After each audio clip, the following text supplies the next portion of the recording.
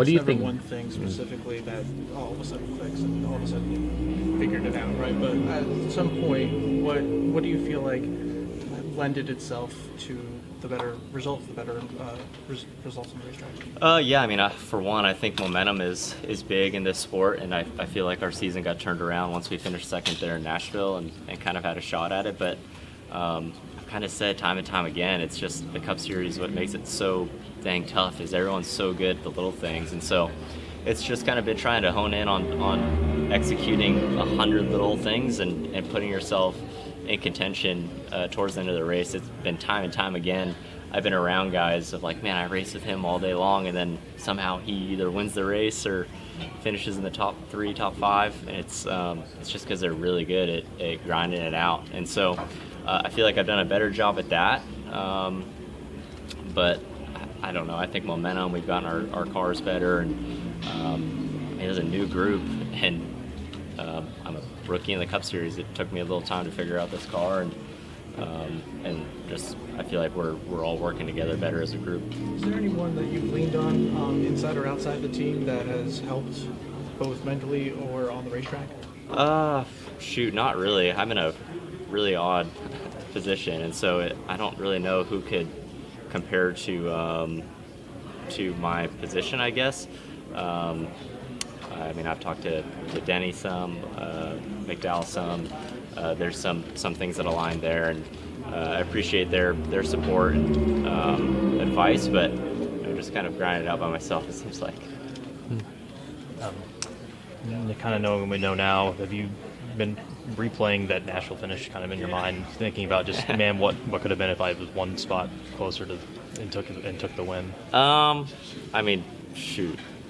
I don't know. Like, yeah, every time you finish second, those things replay in your head. But I felt like I did everything I felt like I needed to.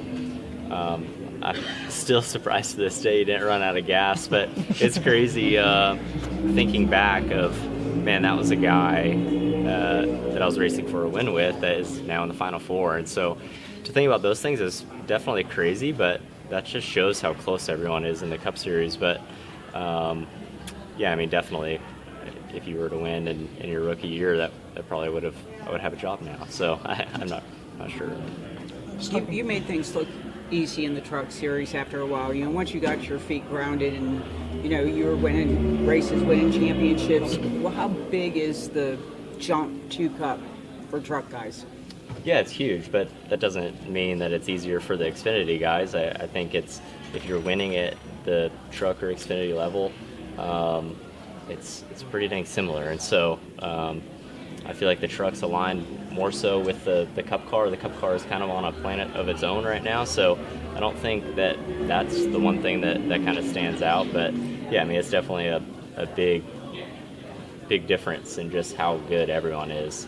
Like, you see guys that'll have a penalty that'll have to go to the back and truck or Xfinity and be able to drive right through the field. You don't see that in the Cup Series just because how close everyone is and how hard it is to pass. So oftentimes you could have a better car, but how you practice, how you qualify, and how you grind out a race definitely is where the result comes from.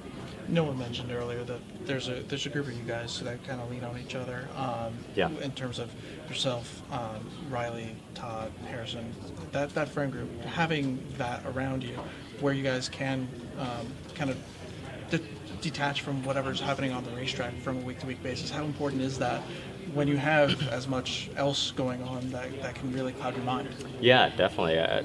Very fortunate it's hard to have friends in this industry, but fortunately we do have a friend group that has like a similar mindset of, hey, let's leave everything on the track, and that's work, but be mad at each other on the track, but put it behind you and move forward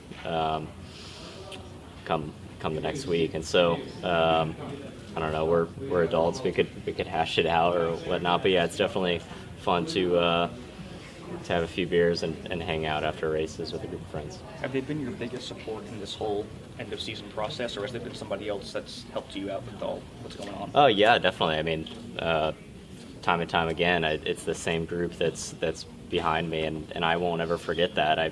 I hope I get to experience the easy days, because I'll always remember those ones that that hung out with me during those times. So super fortunate for those ones, and they knew who they are. But we'll continue to move forward, and we'll be all right. Is there a backup plan? No, never has been. How Zane- have you used the uncertainty of not having a job next year to turn your season around? Yeah, I mean, it's just a product of, I think, racing with a chip on your shoulder is the biggest thing. And there's some people that just don't like that phrase, but it's the truth to it. I feel like time and time again, I'm just racing for my life, and that's on me. I put all my eggs in one basket, and so just trying to prove that I belong here. When do you feel like the season turned around? Nashville, for sure. Right. Yeah, maybe Gateway or so, but yeah, Nashville. Zane, you're in a position that no driver ever wants to be in, but it's obviously a learning experience. What advice would you give to any other young driver who might be facing something similar? Yeah, I mean, just never give up, really. I mean, there's been so many times where I've stood in this parking lot, actually, of, man, I don't know what's next. And these October, November months have always sucked. I've always hated them just because of this reason. And I just feel like it makes you a better racer, stronger person, and you grow and learn from these moments.